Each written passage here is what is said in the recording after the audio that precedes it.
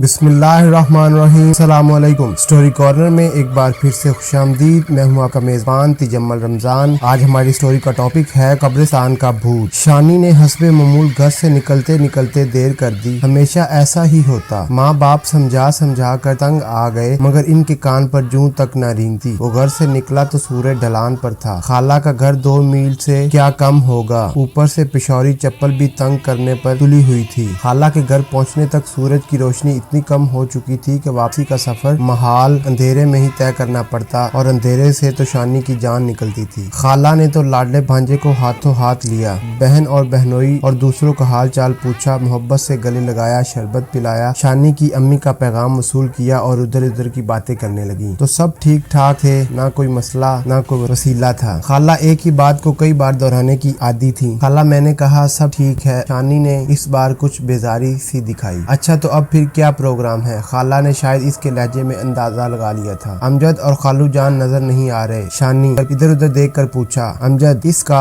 خالہ زاد بھائی تھا۔ امجد آج کل ایک ٹیوشن پڑھانے جاتا تھا، وہ تو شام 6-7 بجے سے پہلے گھر کا منہ نہیں دیتا تھا، اور تمہارے خالو جان آج دیر سے آنے کا کہہ گئے تھے۔ خالہ سے دونوں کی غیر موجودگی کا سن کر وہ اندر ہی اندر پریشان سا ہو گیا۔ اب کیا ہوگا؟ اب تو مجھے اکیلے ہی گھر جانا پڑے گا، اور راستے میں تو قبرستان بھی پڑتا ہے۔ اندر ہی اندر شانی ڈرنے لگا اور چہرے پر ہوائیاں سی اڑنے لگی۔ کیا بات ہے، تم اتنے پریشان سے لگنے لگے ہو؟ خیریت تو ہے؟ خالہ نے اس کے چہرے کے بدلتے رنگ سے اس کی حالت بھانپ کر پوچھا۔ کچھ نہیں، بس سوچ رہا تھا کافی دیر ہو گئی ہے۔ شانی نے بڑی مشکل سے اپنے آپ پہ قابو پایا۔ ہاں، میرا خیال ہے کہ اب تمہیں واپس جانا چاہیے۔ دیر ہونے کی صورت میں آپا پریشان ہو جائیں گی۔ آج تمہارے خالو جان بھی گھر پر نہیں، ورنہ وہ تمہیں موٹر سائیکل پر چھوڑ آتے۔ خالہ سر ہلاتے ہوئے بولی۔ دیر تو واقعی ہو گئی ہے۔ اچھا تو پھر میں چلتا ہوں۔ اس نے کچھ ایسے انداز میں کہا جیسے امید ہو کہ خالہ اسے روک لیں گی۔ خالہ کے گھر سے نکلا تو اندھیرا کافی گہرا ہو چکا تھا۔ ایک بار تو اس کا دل کانپ کر رہ گیا۔ اس اندھیرے میں اسے 2 میل کا سفر طے کرنا تھا، اور راستے میں قبرستان بھی پڑتا تھا۔ راستہ کافی ویران اور سنسان سا تھا۔ خالہ کا گھر نئی کالونی میں تھا، اور کالونی ابھی پوری طرح آباد نہیں ہوئی تھی۔ وہ دل کڑکڑا کر چل پڑا۔ شہر سے ذرا ہٹ کر ہونے کی وجہ سے سڑک پر خاص آمد و رفت نہ تھی۔ اسٹریٹ لائٹ کی ناکافی روشنی میں وہ تیز تیز قدم اٹھانے لگا۔ 10 منٹ کے بعد قبرستان کی حدود شروع ہو گئی، اور اچانک اس نے ٹھک ٹھک کی آواز سنی۔ ہوا میں یکایک تیزی سی آئی،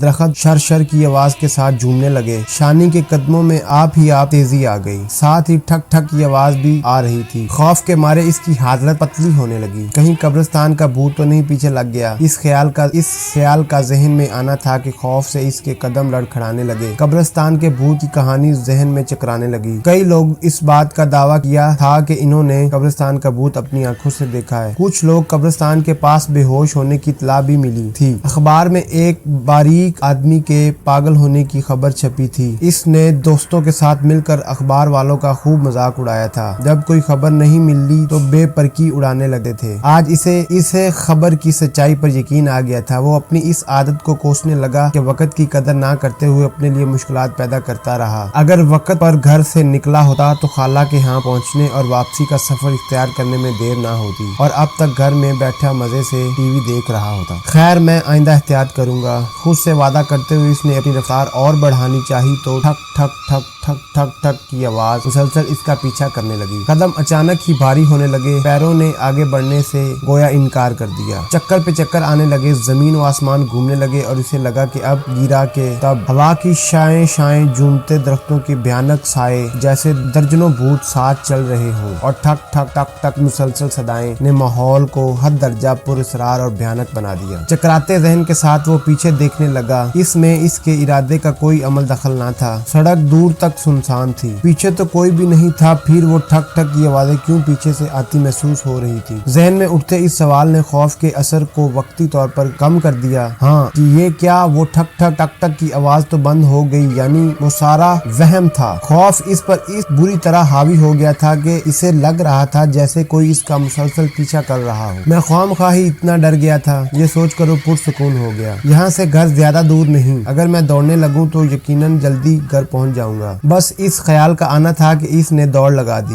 ناک کی سیدھ میں وہ دوڑتا ہی چلا گیا، اور ٹھک ٹھک ٹک ٹک کی آواز پہلے سے تیز ہو گئی۔ اب تو وہ خوف سے اس کی کنگھی بد گئی۔ اس کے دائیں پاؤں کی چپل کب نکل کر پیچھے رہ گئی اسے کچھ پتا نہ چلا۔ اس نے سنبھلنے کی بہت کوشش کی، مگر اب اس کی ہمت جواب دے گئی थी। किसी गाड़ी या मोटरसाइकिल की आवाज करीब आ गई थी, मगर इसके तो होश हवास ही रुखसत होने को थे और वो फिर जमीन पर ढेर हुआ ही चाहता था कि किसी ने इसे थाम लिया। बेहोश होने से पहले इसे ये आखिरी बात याद रही, भूत बचाओ बचाओ। होश में आते ही इसके मुंह से डरी डरी आवाजें निकलने लगी। बेटे आराम से लेटे रहो, तुम घर में हो, अपने घर में। अब्बू ने इसे बिस्तर पर लेटाते हुए मोहब्बत से कहा, घर में यानी मैं बच गया हूँ, भूत से मेरी जान छूट गई है। शानी आसपास के माहौल पर नजर डालता और बड़बड़ाया, खालू जान बोले, हाँ बेटा तुम महफूज हो और अब तुम्हारा बुखार भी उतर गया है। आप खालू जान आप यहाँ? वो हैरत से इन्हें तकने लगा। क्यों भाई, मुझ पर इस घर में आने पर खुदा न खास्ता कोई पाबंदी है? खालू जान की मुस्कुराहट ने इसका हौसला बढ़ाया। नहीं, मेरा ये मतलब तो नहीं था। वो गड़बड़ा सा गया। भाई बात असल ये है कि तुम्हारे खालू जान ही थे जो कल तुम्हें घर लेकर आए थे। अम्मी अपने मखसूस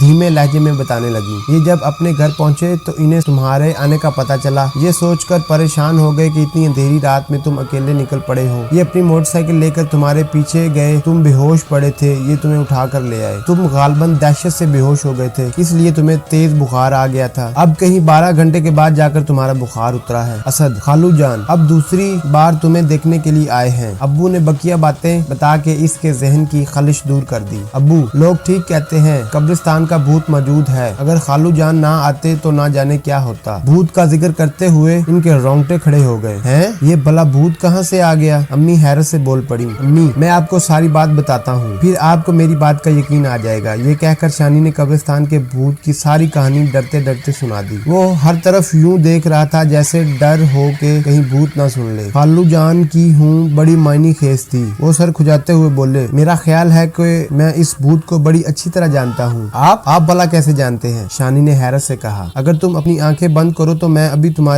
तुम्हारे भूत को यहाँ बुलवा सकता हूँ। खालू जान के चेहरे पर खिलती एक शरीर सी मुस्कुराहट ने शानी को यकीन दिलाया कि कहीं कोई गड़बड़ जरूर है। इनके साथ ही सब मुस्कुरा रहे थे। ठीक है, मैं आंखें बंद करता हूँ, आप भूत को बुलवा लीजिए। इसे यकीन था कि इतने लोगों की मौजूदगी में भूत इसे कुछ नहीं कहेगा। ठाक ठाक ठाक ठाक ठाक ठाक भूत। शानी के होंठों से डरी डरी आवाजें निकलने लगी तो खालू जान ने इसे आंखें खोलने को कहा। डरते डरते इसने आंखें खोली। कमरे में सिर्फ घर के लोग ही थे, तो फिर भूत की आवाज कहाँ से आ रही है? ये तुम्हारी टूटी हुई चप्पल से आ रही थी, खालू जान ने इसका जुमला पूरा करते हुए कहा। फिर खालू जान बताने लगे कि हुआ क्या था। तुम्हारी चप्पल की एड़ी तकरीबन टूट चुकी थी, सिर्फ एक कील के सहारे कायम थी। अंधेरे में हल्की सी आवाज भी गूंजती है। जब तुम चलते थे तो ठक ठक टक टक की आवाज तुम्हारा पीछा करने लगती थी। अंधेरे का खौफ रस्सी को भी सांप मारने पर मजबूर कर देता है। बस इतनी सी बात थी। मोटरसाइकिल की हेडलाइट में मुझे तुम्हारी चप्पल नजर आ गई और थोड़े ही फासले पर तुम खुद बस गिरने ही वाले थे कि मैंने तुम्हें संभाल लिया। शानी, एक तो तुम सुस्त बहुत हो, दूसरे की बात एक कान से सुनकर दूसरे कान से निकाल देते हो। मैंने 3-4 दिन पहले ही तुमसे कहा था कि चप्पल की मरम्मत करवा लो, मगर तुम सुनो तो बात है। अम्मी की नाराजगी में भी ममता भरी मिठास थी। मेरा ख्याल है बस इतना काफी है। आइंदा शानी ऐसी गलती कभी नहीं करेगा। हमें इसे अब माफ कर देना चाहिए, खालू जान ने कहा। चप्पल मरम्मत करवा कर भी शानी ने इसे कई दिन तक ना पहना। वो जब भी चप्पल पर नजर डालता इसे कब्रिस्तान का भूत याद आ जाता। सबसे अच्छी बात जो शानी में देखने में आई वो ये है कि अब वो हर काम वक्त पर करने की कोशिश करता है। इसी के साथ हमारी आज की स्टोरी का